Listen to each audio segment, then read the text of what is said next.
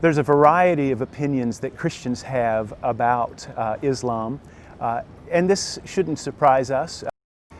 Christianity is a very big religion with a lot of people holding to it, and so there will always be a variety of opinions probably within the Christian faith about Islam. I can only speak as an evangelical Christian who lives in the United States.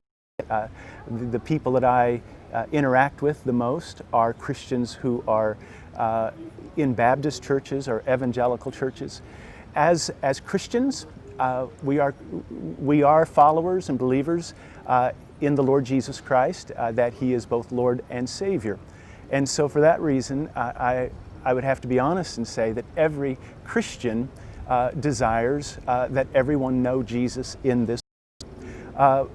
Having said that, I think that good evangelical Christians want to have good relationships with their Islamic friends, and that they want to have an understanding of love, of respect, of charity, goodwill, and of trust.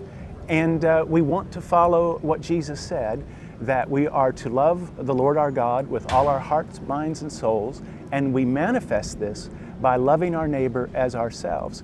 And so I think that evangelical Christians would say that we love our Islamic friends and neighbors and want to have good, warm relationships with them.